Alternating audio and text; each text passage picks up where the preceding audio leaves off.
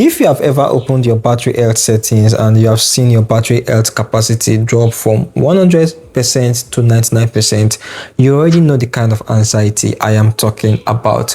You start asking yourself questions like, did I kill it by charging overnight? Is fast charging ruining my battery? Should I stop charging to 100%? Is my charger fake? Relax. Phones don't die from a single night of charging.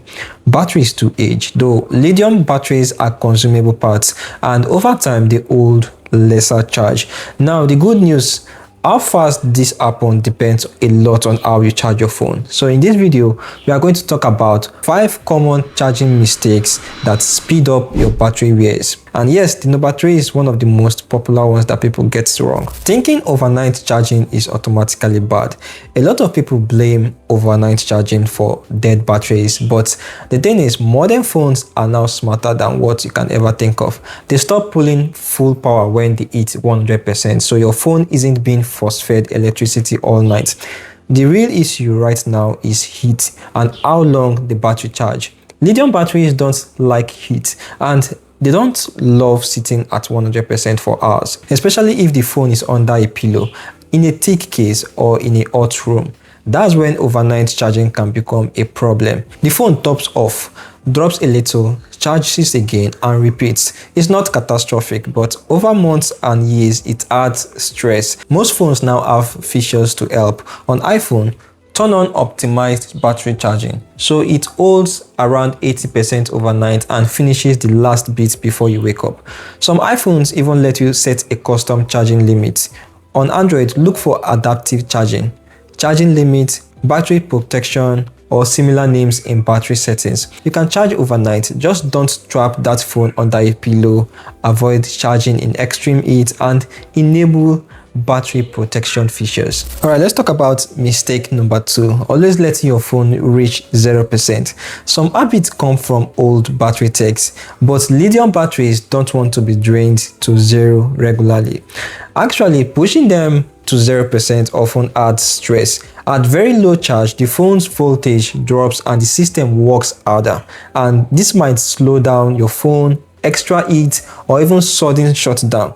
Every once in a while, dying on you won't ruin anything. Life happens, but making 0% a daily routine isn't great.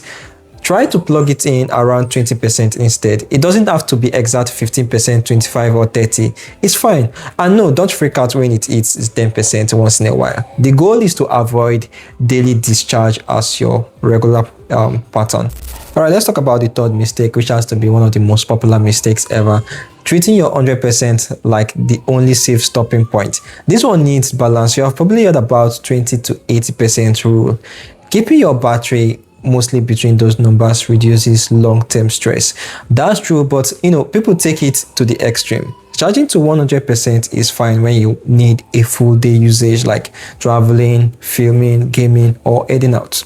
The mistake is charging to 100% every time when you don't need it and when leaving it plugged in for hours. If you're at home or near a charger, stopping around 80% is healthier. If you need the juice, use it. The battery is there to serve you, not to boss you around. So that's just it. So the fourth one is using cheap or damaged cable and chargers. This one is very common everywhere. A cheap cable promising 100 watts might be lying, and the bad charger can have weak protection, unstable current, or poor heat management. Modern charging relies on communication between phone and charger. That's USB-C power delivery and other protocols.